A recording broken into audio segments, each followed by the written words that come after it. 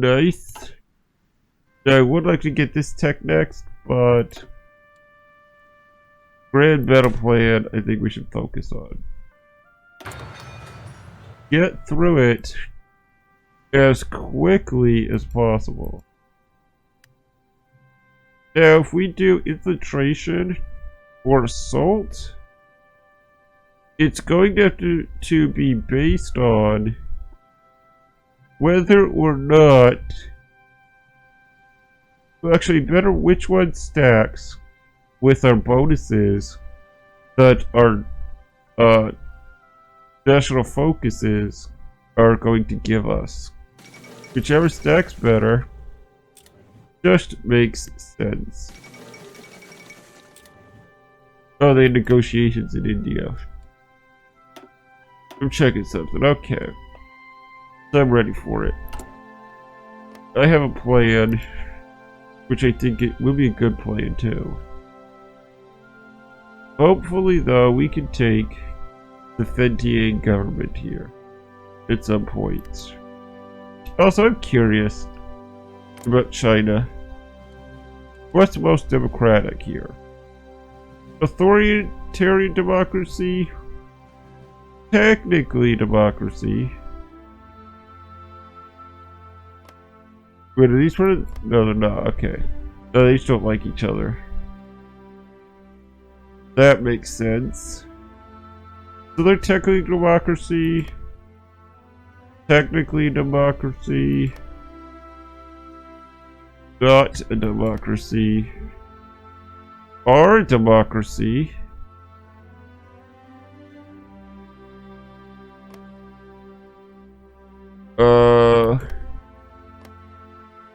Not a democracy. Our democracy. Okay, so it's interesting. So these two are democracies. The Chiang Kai-shek in this timeline, social democracy. I guess he's more on the left. I can't pronounce it. The left KMT.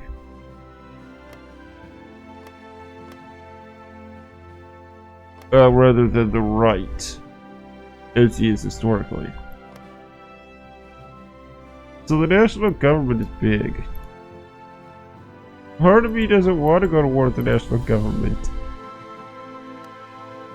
I like a democratic China, because we are.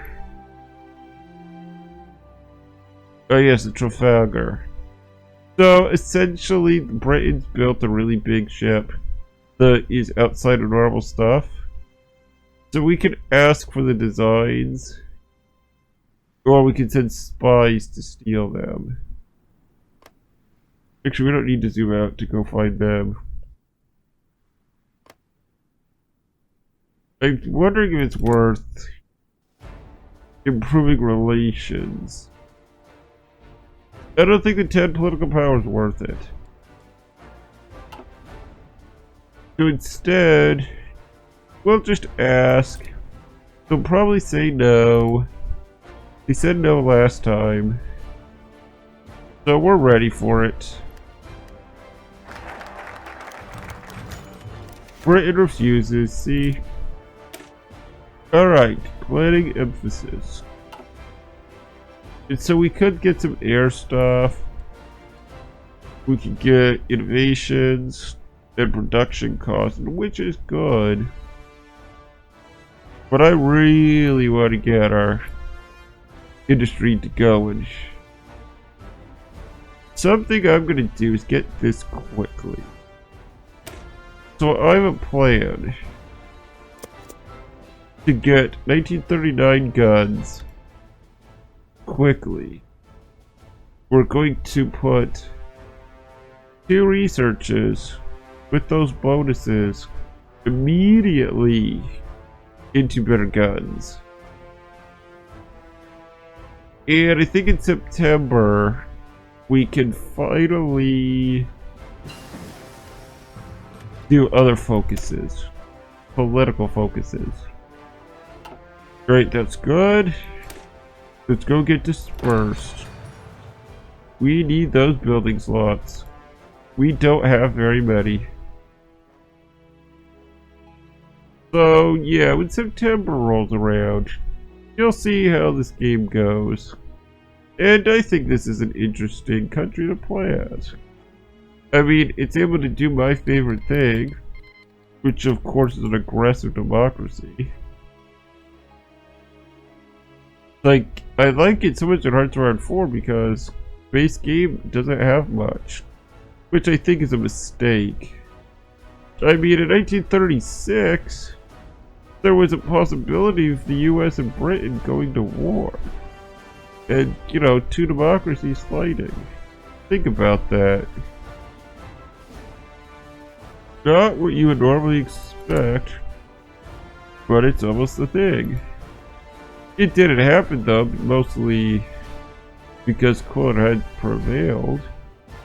But what if they didn't? What if war happened? I think that'd be a cool thing to do. Is to allow for an early war between the two. Now obviously gameplay wise, the US is really held back. And they are considered weak.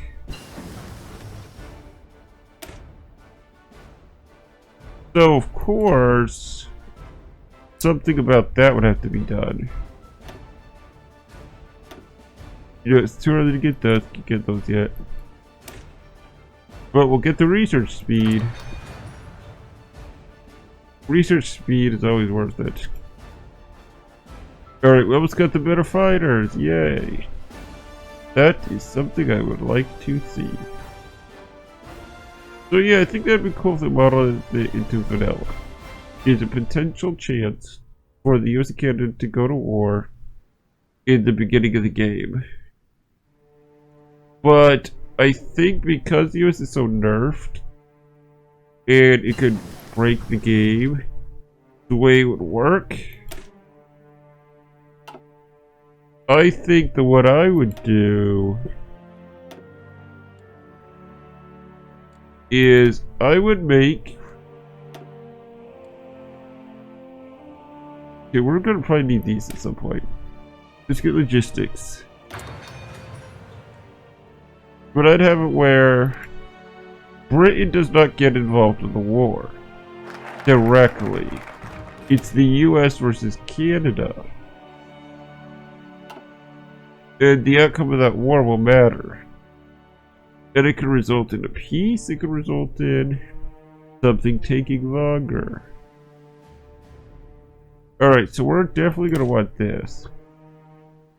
So let's get it before we are occupied with other stuff. Because if we don't, you know, we might never do it. So we are at 15 and 8.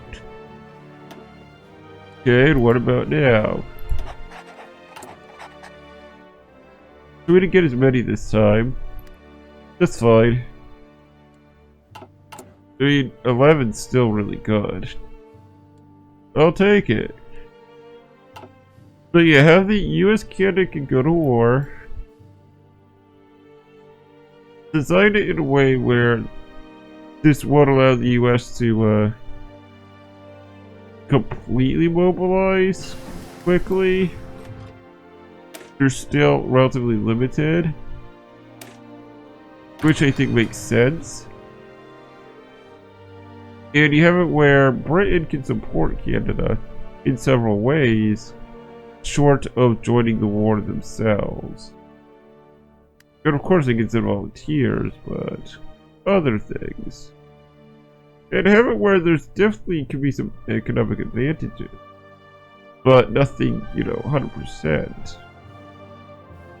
Also, I'd have it where it's a limited war. So it's like, it's one of those wars that ends by event, depending on who takes what.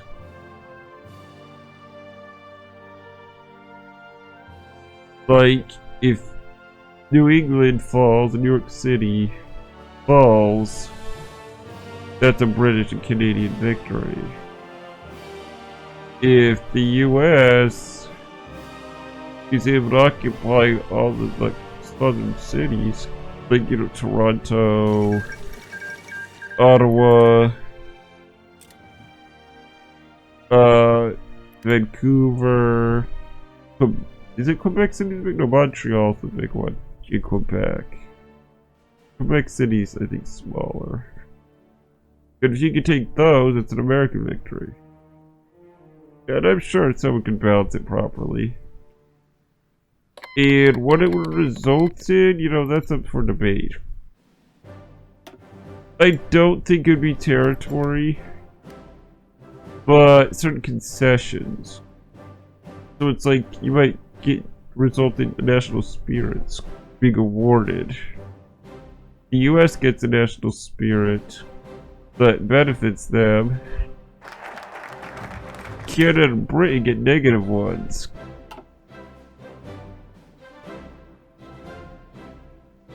Or maybe just one of them.